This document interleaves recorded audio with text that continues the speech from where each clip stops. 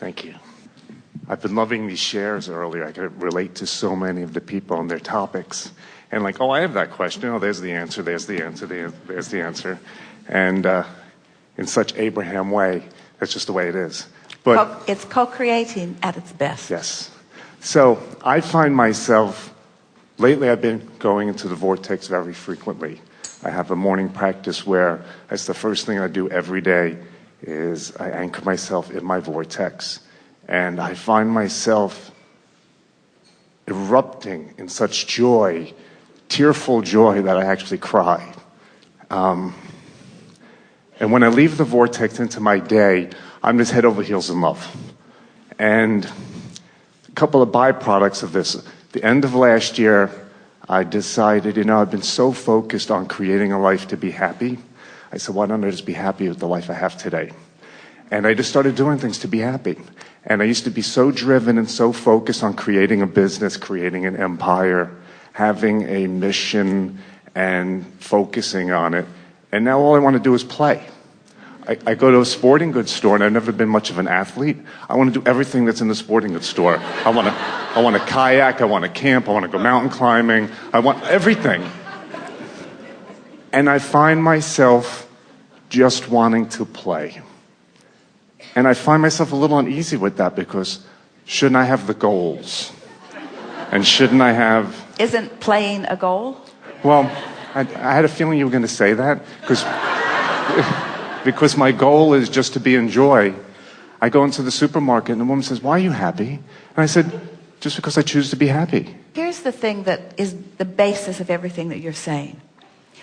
Most people who are wanting to set goals think that the setting of a goal and the holding to the goal and the consistent reciting of the goal and the not letting go of the goal is what deliberate creating is.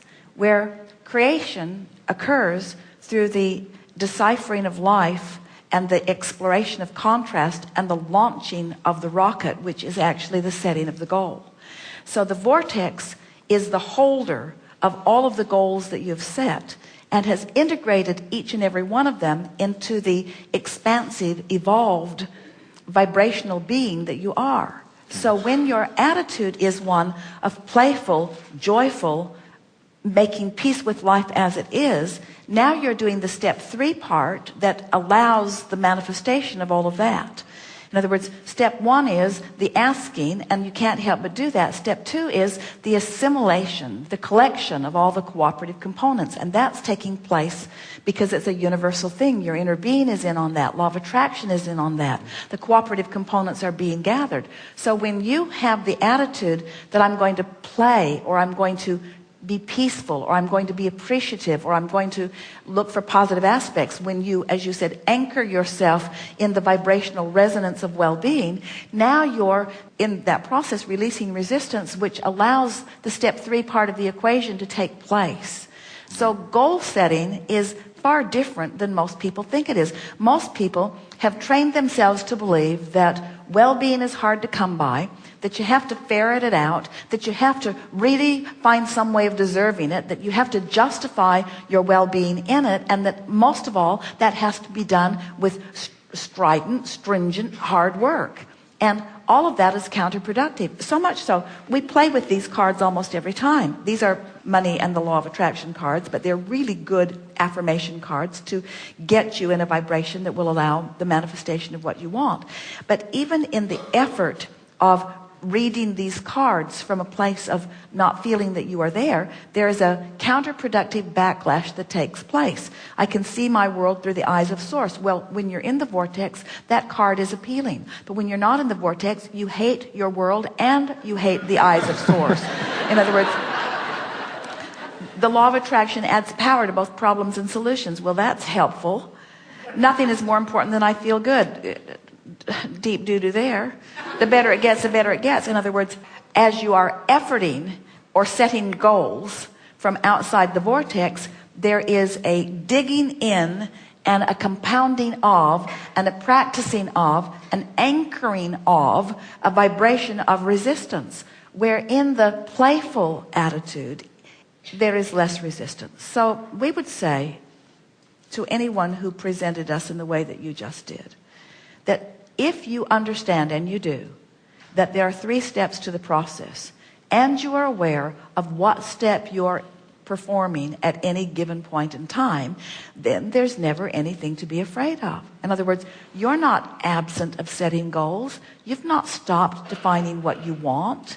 You're spending time in the vortex. A playful attitude just means you're not in a state of resistance. But then you said 2 things that were contradictory. You said, I'm playful all the time, but then I worry that I should be setting goals. And we say it's one or the other. It's not both at the same time. When you're worrying, you're not doing that playful thing you said you were doing. It seems counterproductive. What Because does? I find one leg is in the vortex and the other leg is in this physical reality. And it's like, well, what am I going to do? And then it's like, then the goals seem to come up because I don't have a plan today. Wait a minute. When you say you don't have a plan, you mean you don't know how it's going to be, where it's going to be, when it's going to be, who it's going to be with. Exactly. But are you telling us that you don't know what you want? I really don't have any goals right now. Wait. By saying I don't have any goals, so you don't care about being happy? Well, oh yeah, I've got that I have goal. the emotional you don't care, goals, yeah. You don't, well, I have emotional goals. Okay.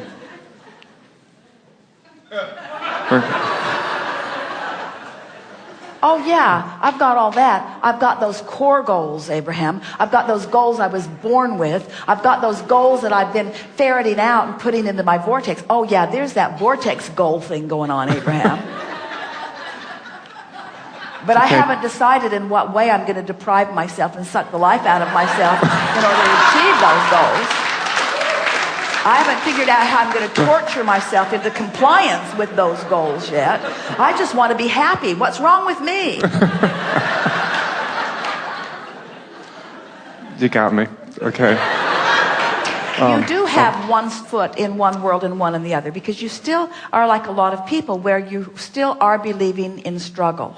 And it doesn't feel to you like you're paying enough of a price when you just want to play, because the mindset of most humans is that you don't play your way into success.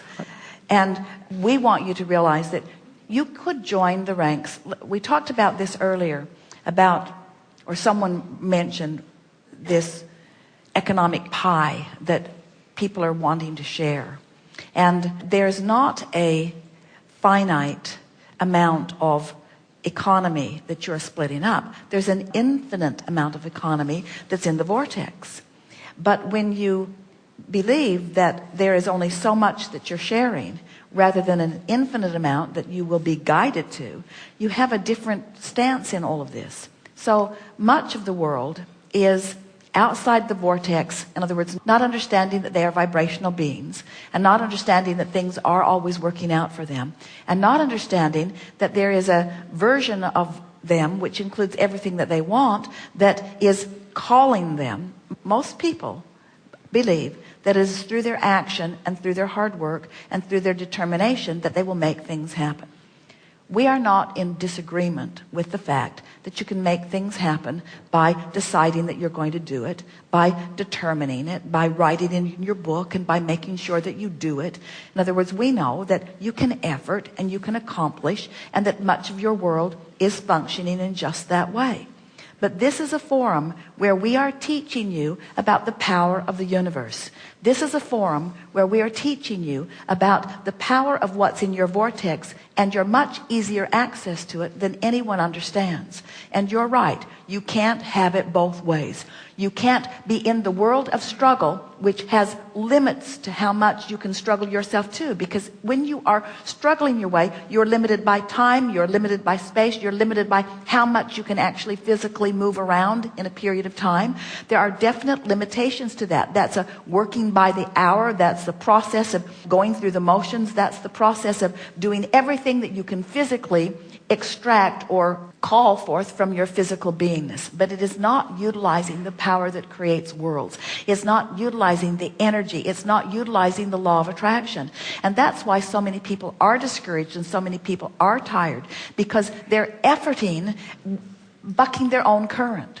So when we talk to you about the vortex, when we talk to you about energy, when we talk to you about emotions, when we talk to you about alignment and resonance, we're talking about doing the work that matters most first, and that is aligning with that energy and thereby becoming the cooperative component to the things that you've already put there.